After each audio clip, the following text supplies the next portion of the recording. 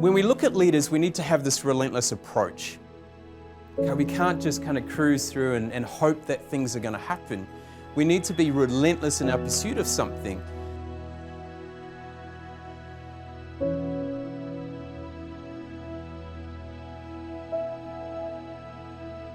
Now, as leaders, and you are all leaders in this room, it's so important that we think about the gravity of our leadership.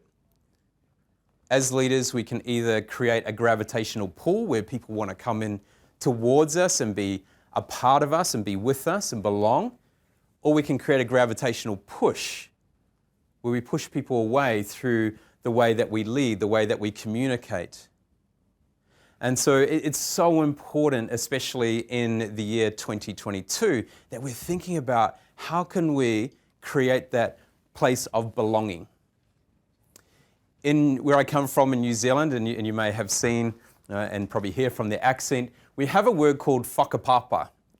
And whakapapa is a word that means an unbroken chain from our ancestors right through to now and the future. And as leaders, it's important that we create a place of belonging, that whakapapa, and we think about that unbroken chain being every single person that's been in the company or team you've worked with in the past, to those who are here now. The DNA is every single person and what they bring to create that collective culture. And so we have such power as leaders in society, whether it be community groups or whether we're in education institutions or whether we are leading Fortune 100 companies, or we may even just be leading small teams in our company as an HR leader or something similar, that we are conscious of it. And I want you to and welcome Giddy, it's lovely to have you here, thanks for coming along, to think about here with the gravity of leadership that we have, when we look at leaders, we need to have this relentless approach. Okay, we can't just cruise through and hope that things are going to happen. We need to be relentless in our pursuit of something. But we need to make sure we do that without being ruthless and reckless. Let me give you an example. Who followed the Australian Open tennis? Anyone watch the tennis? A couple of you?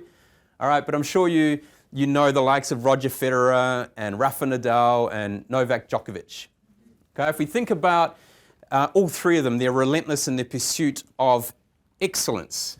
They all had won 20 Grand Slam titles, and obviously Rafa Nadal has now got one up on them. But if we think about the three different personalities there, we've got someone like a Roger Federer who is relentless, but he's not ruthless or reckless in the way that he goes about his business. He was when he was younger.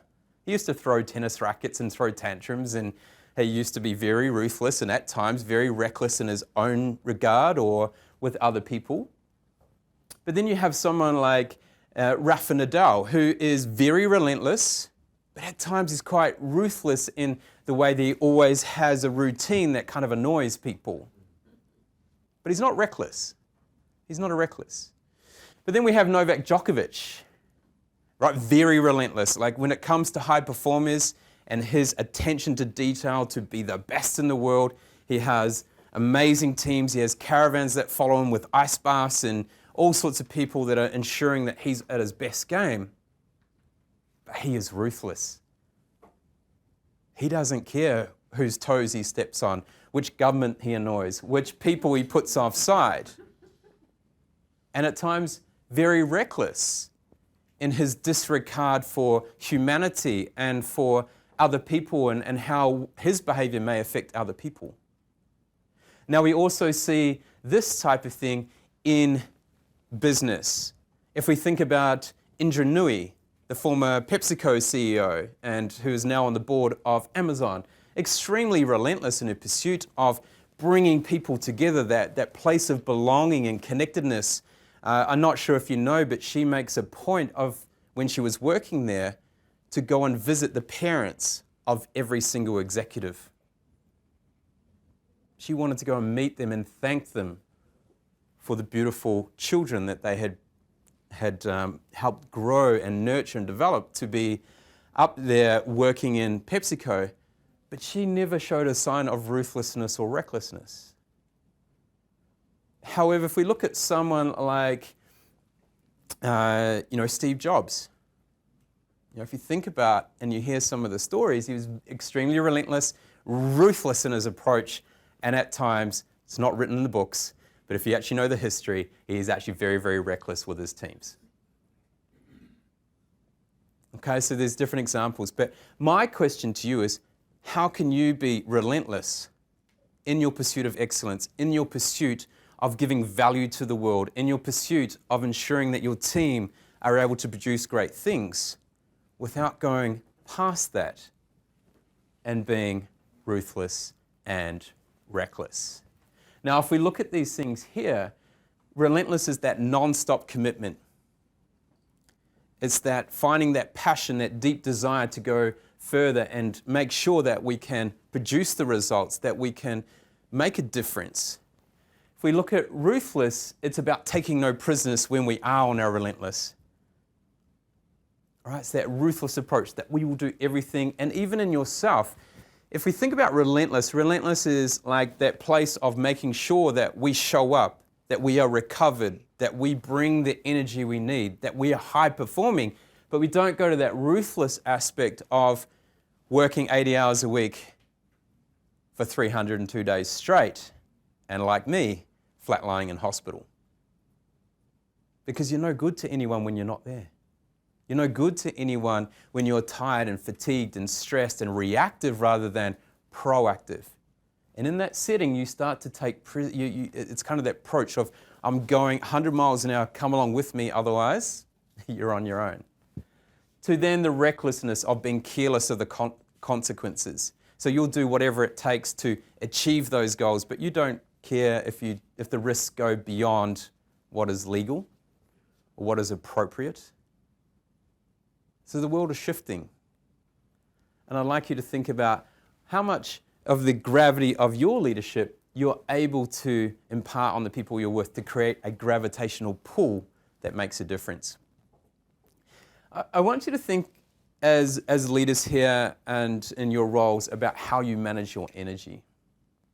How do you manage your energy on a daily, weekly, monthly, yearly, and even career basis? Are you someone that just keeps going, and then when Christmas comes, you kind of fall in a heap and probably end up sick like we do? Or are you someone that thinks about how can you manage energy over time and think about scheduling your recovery so you can perform at your best? One of my most amazing friends, her name is Ann Gripper. She does something incredible. She has planned her role so that she goes into a role for 5 years, has a whole entire year off, has done it 4 cycles now. One of them, she did an MBA in Switzerland. Another one, she cycled the world. Another year off, she started a charitable foundation. Very clever. It means every time she turns up for a new role, she's at her best. She brings her best energy, her best self for that team for 5 years, and then is quite happily to pass over the keys to someone else and take a break and recharge. Now, we may not always be in that position, but what if you set the intention of 5 years' time, I'm going to have a year off? I bet you'll be able to create an environment and create enough money and resources to be able to do that. You'll also then build out your team so they have the capability to be able to perform rather than relying on you as a leader in your role, in your position. I want you to, I'm just going to go a little bit micro here with energy management as a leader. Now, when you look at people in the room and you think, oh, that person is so calm and composed and they seem to have some aura and charisma about them, what is it? What is that thing that gives them the greatest influence in the room, the greatest power? They're the people that walk in and people automatically see them and sit up and take notice. It's a really interesting thing. What is it? One of those key things I'm going to show you now is all about how you can lower your pulse. Now, if you put heart rates heart rate monitors on a group of people in a room who are making decisions, in most cases, the person, unless they have a medical issue, the person who is able to have the greatest influence and control the power of that room is the one who has the lowest heart rate. So how can you lower your pulse, which then means your body, your hormones are able to calm down, your stress is able to calm down? How can you do that? Does anyone take a guess? How do you easily lower your pulse? Breathing. I was going to say wine. Wine's pretty good too. Wine's pretty good too. So by the power of our breathing and our breath control, we can lower our pulse. And what happens in the room is if I start breathing high and really fast, you're all going to get anxious. You're all going to start breathing faster. But if I lower my breath rate and go deeper through my belly button, you're all going to start to calm down. And the result of that is your pulse lowers.